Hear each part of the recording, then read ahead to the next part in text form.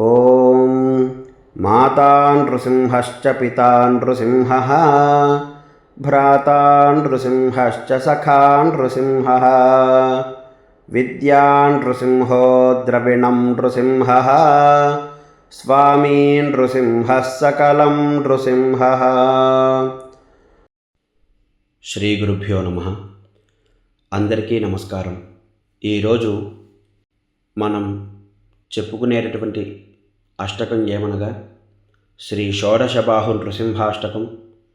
ఈ శ్లోకాన్ని అందరూ కూడా తప్పకుండా విని అలాగే నేర్చుకొని ఇది పారాయణ చేయడం ద్వారా స్వామివారి యొక్క పరిపూర్ణమైనటువంటి కృపా కటాక్షాలకి పాత్రులు కాగలరని కోరుకుంటూ ఈ యొక్క అష్టకాన్ని ప్రారంభించుకుందాం.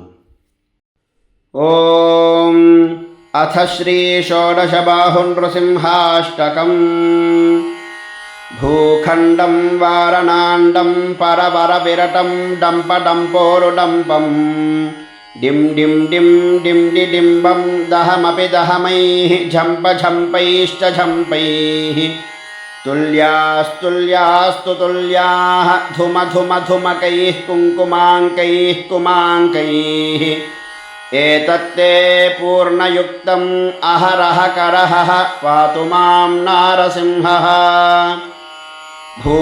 భూభృద్భుజంగం ప్రళయరవవరం ప్రజ్వలజ్వాలమాలం ఖర్జర్జం ఖర్జదుర్జం ఖిఖచఖచఖచిత్ ఖర్జదుర్జర్జయంతం భూభాగం భోగభాగం గగగగగగనం గర్దమత్యుగ్రగండం స్వచ్ఛం పుచ్ఛం స్వగచ్చం స్వజనజననుతః పాతు మాం నారసింహः.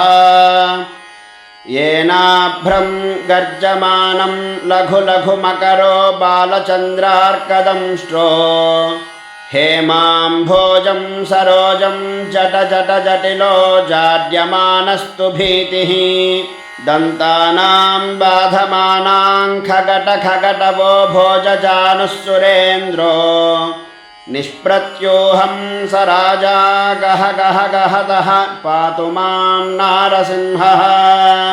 शङ्खं चक्रं च चापं परशुमशमिषुं शूलपाशाङ्कुशास्त्रं बिभ्रन्तं वज्रखेटं हलमुसलगदा कुन्तमत्युग्रदंष्ट्रम् ज्वालाकेशं त्रिनेत्रं ज्वलदनलनिभं हारकेयूरभूषं वन्दे प्रत्येकरूपं परपदनिवसः पातु मां नारसिंहः.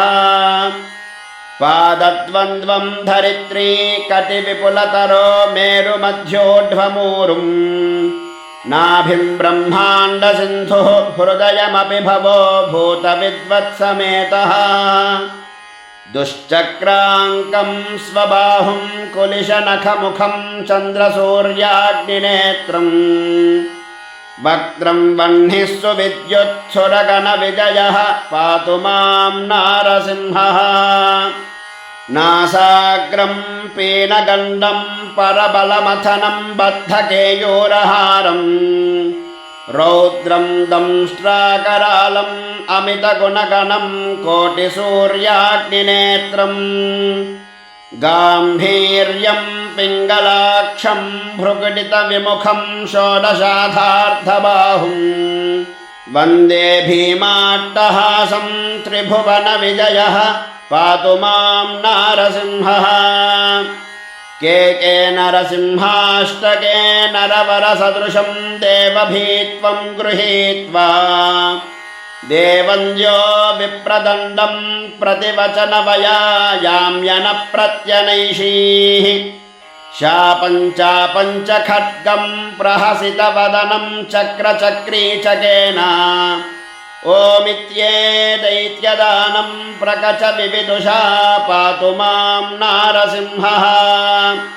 झं झं झं झं झकारं झुष झुष झुषितं जानुदेशं झुकारं हुं हुं हुं हुं हकारं हरितकहसायं दिशेवं बकारं వం వం వం వం వకారం వదనదలితతం వామపక్షం సుపక్షం లం లం లం లం లకారం లఘువన విజయః పాతు మాం నారసింహః భూతప్రేతపిశాచయక్షగణశः దేశాంతరోచ్చాటనా చోరవ్యాధిమహజ్వరం భయహరం శత్రుక్షయం నిశ్చయం సంధ్యాకాలే జపతమష్టకమిదం సద్భక్తిపూర్వాదిభిः ప్రహ్లాదేవ వరో వరస్తు జయితా సత్పూజితాం భూతయే. శ్రీ విజయేంద్ర తీర్థ శ్రీ షోడశ బాహున్ నృసింహాష్టకం సంపూర్ణం. స్వస్తి.